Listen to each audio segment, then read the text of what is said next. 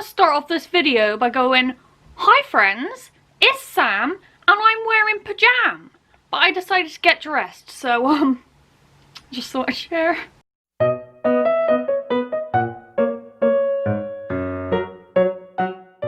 I'm afraid for this segment of the video you're gonna have to deal with dog toy noises in the background and whatever else happens downstairs, because I just attempted to put in my new earrings and I nearly ripped my ear, so I'm sweating and my window won't open, so I need this door open to get some air.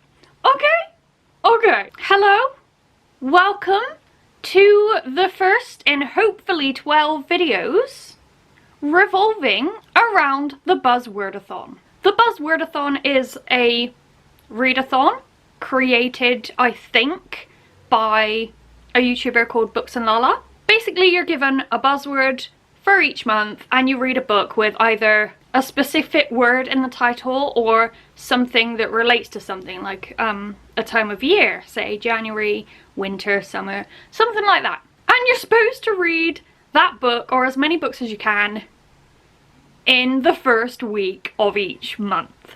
However, it's the 8th of January, so I've pretty much failed this month already. But my book finally arrived. I ordered it on the 1st, and it took a week to get here. I could lie and cut that bit out, but it's all good. This month's word is dream, so you have to find a book with the word dream in the title. I could just read Dreamcatcher again, but A, that's a long ass book, and B, that would not be entertaining for those of you who have already seen my Vlogtober Spooky Readathon, where I did a reading vlog on that book. So, I found a book. It is Dances and Dreams on Diamond Street by Craig Revel Horwood. That mean judge on Strictly. My favourite judge on Strictly. I didn't watch Strictly, but I just love Craig. I think he's hilarious. And I absolutely love this cover. My battery's running out, which is excellent. Dances and Dreams on Diamond Street tells the story of an unlikely family of friends who each rent a room in a ramshackle 6-bedroom 4-story townhouse. Rough diamonds, one and all, the residents of Diamond Street range from young dancers on their first steps to stardom to a punk poet who never quite gets there. The mysterious and flamboyant Lil, who inhabits the attic, to male nurse Lachlan, who has his own demons to conquer. Like any family, there are arguments and standoffs, but when the chips are down, they are there for each other in an instant, usually brandishing a cheap bottle of wine and the offer of an impromptu kitchen disco. Presided over by the wisecracking but warm-hearted patriarch of the family, Danny, a professional dancer turned choreographer, the novel follows the lives of the inhabitants of Diamond Street as they try to achieve their dreams, whatever they may be, with unexpected, heartwarming and sometimes hilarious results. I ordered this book with low expectations. Sorry, Craig, but I just didn't expect it to be good. TV stars always release books, and they're rarely that good. But I'm quite excited about reading this. I have to put my donation books on Zipit and see if they sell. I want to take down my Slytherin flag because I got a new flag to replace it.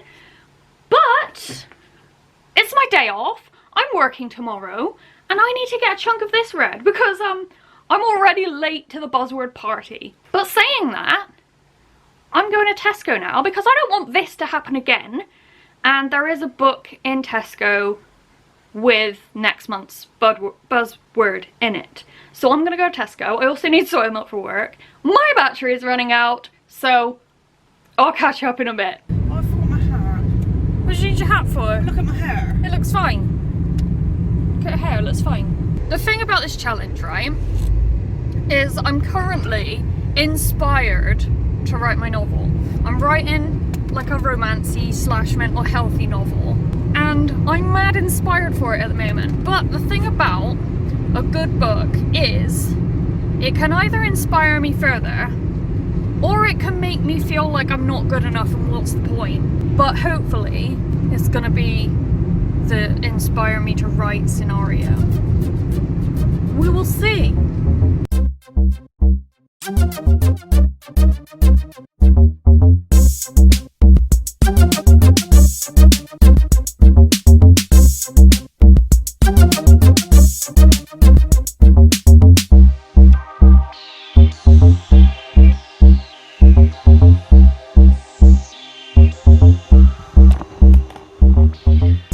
focus on me. I can't decide, right, whether I like this lighting.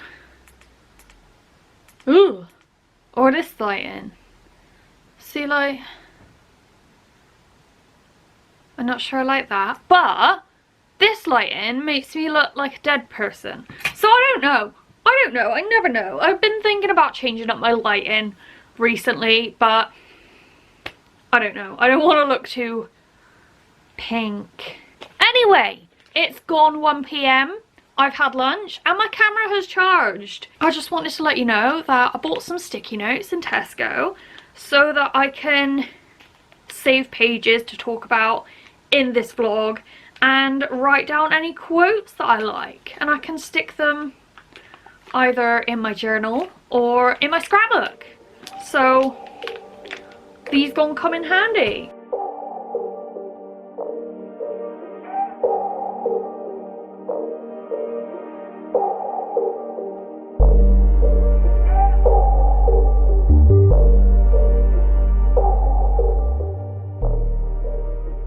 Jess just made us the most excellent chocolate chip banana bread, so I thought I might as well thank her with some fajitas. And I am 81 pages through my book. I'm enjoying it vastly at the moment. We've got gay characters, we've got gender fluid characters, and we have characters who slightly overuse Australian terminology, but it's fine. It doesn't bother me enough that I don't enjoy the book. I am enjoying it very much. I've taken a few notes on my post-its, but obviously I don't have my book to hand right now because I'm chopping veg. I've got a couple of favourite characters already. The first one, surprisingly, being the straight character. Usually the gay character is my go-to favourite. At the minute, my favourite character is Lachlan, who is the Australian who overuses Australian terminology. The irony is not lost on me. He's got some hidden traumas, and that is another sort of character trope I'm a sucker for.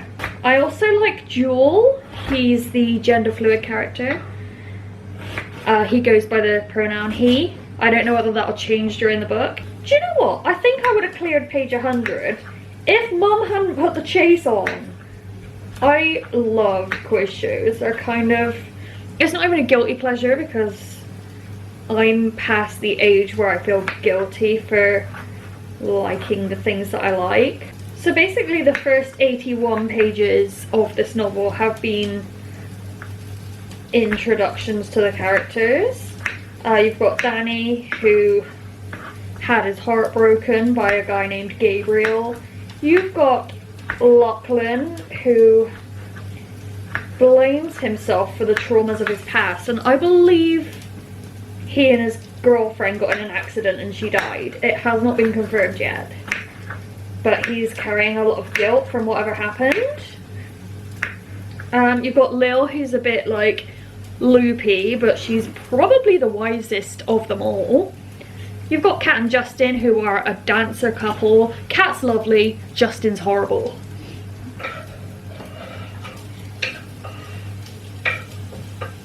And then there's Pete, who's like a goth poet, and I may or may not picture him like Pete from Fall Out Boy.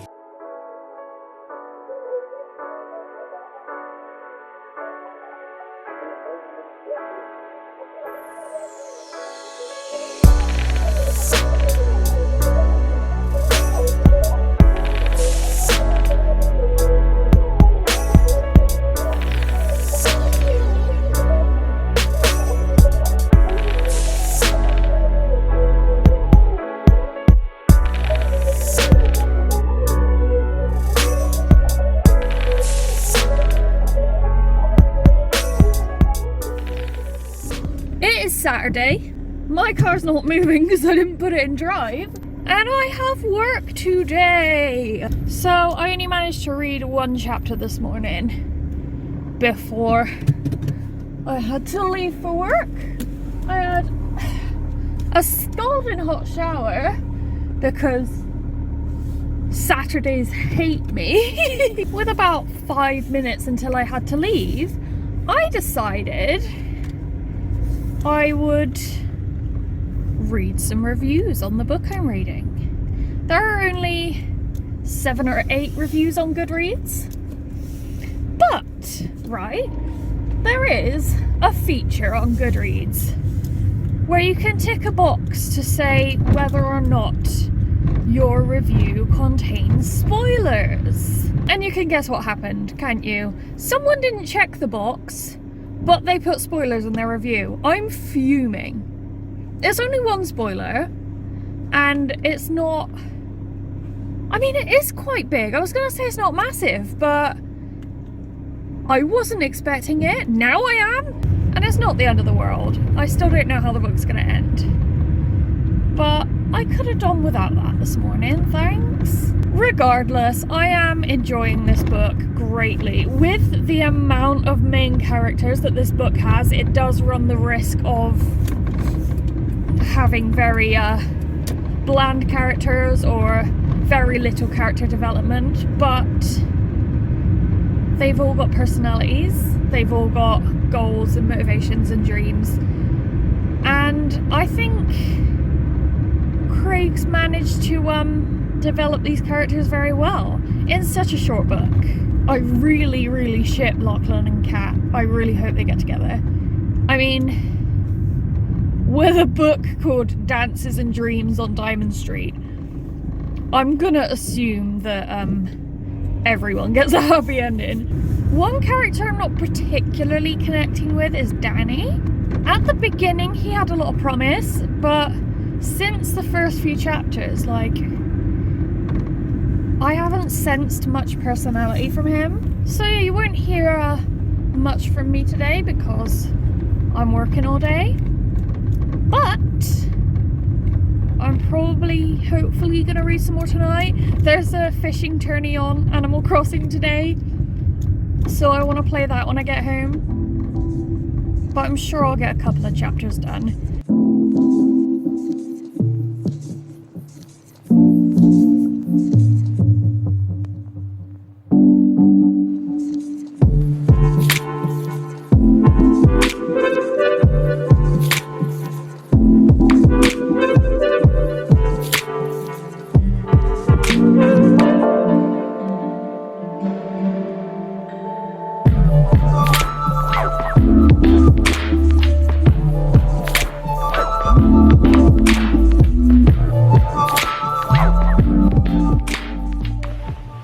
Sunday, and I've spent my morning rearranging my bedroom wall, as I said I was gonna do. I did one of the things on my to-do list.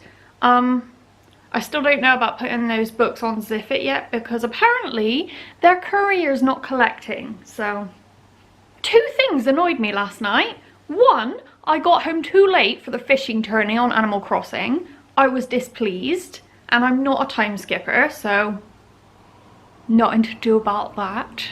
Second, that spoiler annoyed me all over again, because it hasn't happened yet, and I wouldn't have seen it coming.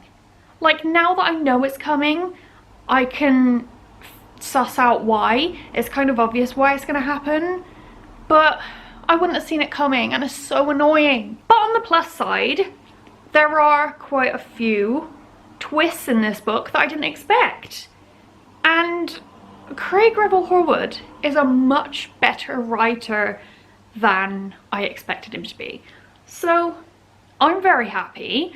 I've seen a few grammatical errors, like a misplaced apostrophe. Only small things that no one else would notice, but I'm a perfectionist and I've got a thing about apostrophes and commas and grammar. So I'm gonna make a meat-free sausage sandwich, and then I might get some more of this done. I think I'm gonna finish it today. I will share my thoughts with you when I'm done, and I'll do my final wrap-up of this book in my bedroom so you can see how I've rearranged my wall. Plus, while we're on the topic of my wall, if there's anyone who wants a Slytherin flag, DM me on Twitter or Instagram, because I'm getting rid of it. So what, like my woozy moo? Oh my god, what a waste of my time.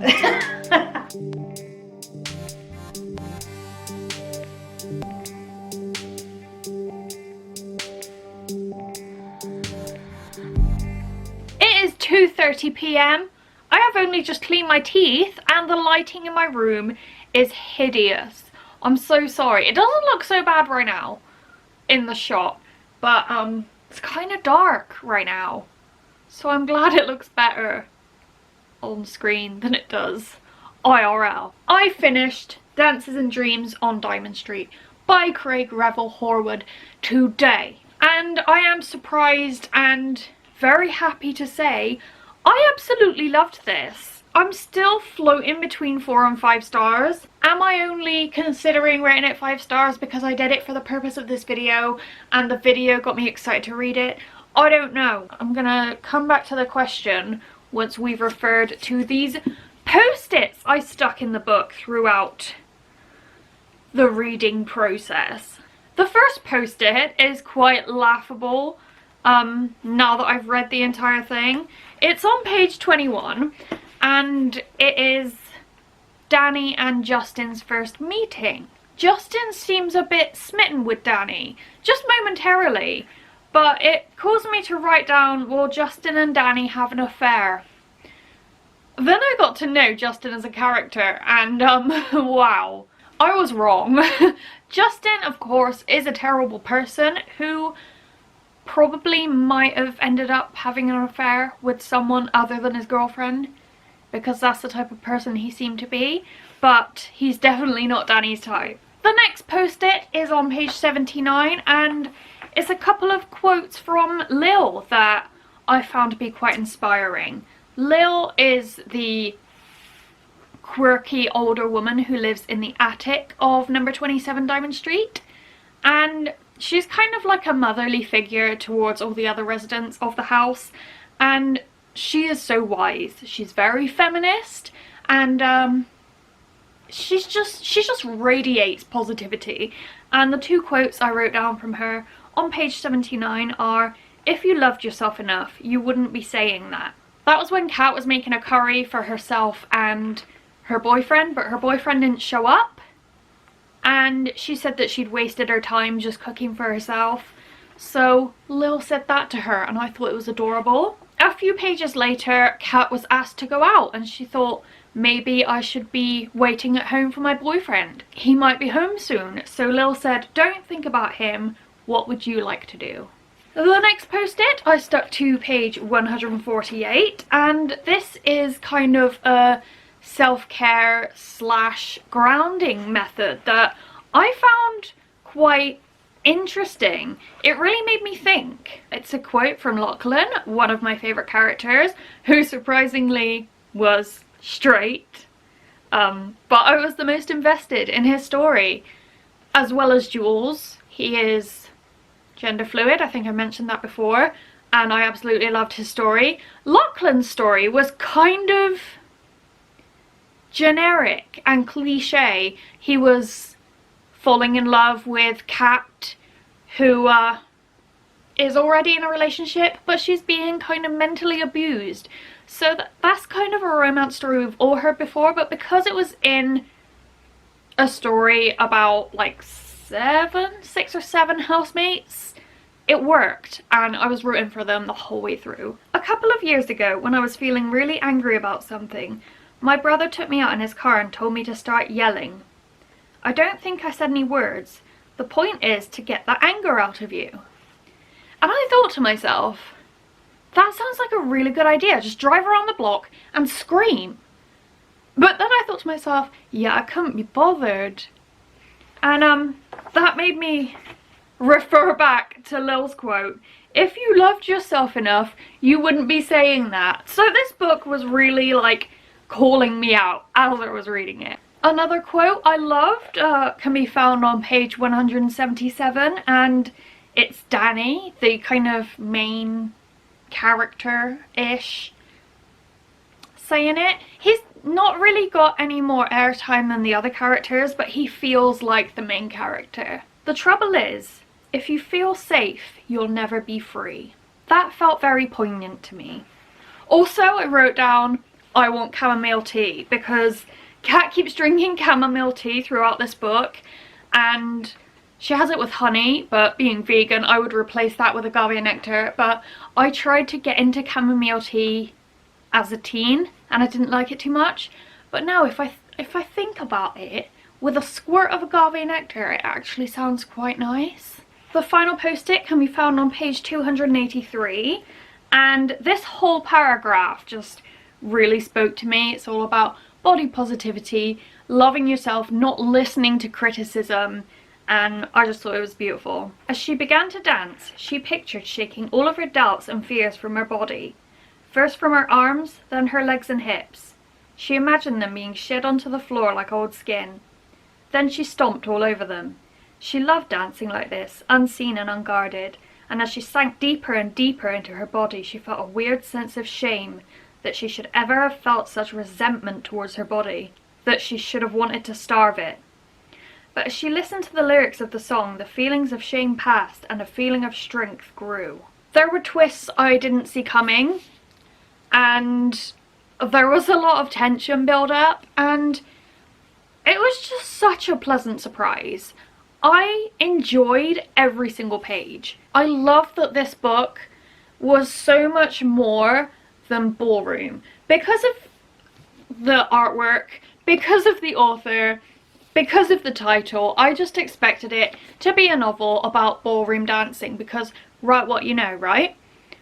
But obviously Revel Horwood knows so much more than just dance, and he proved that in this book. This book is just such a nod to the 90s and a little peek into what LGBT life was like 30 years ago. It just filled me with gratitude and happiness and love.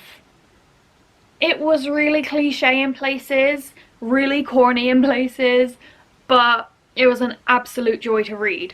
Also, in one of the reviews I read yesterday, someone said that one of the characters' relationships felt really rushed, and having now read the whole book, I don't agree.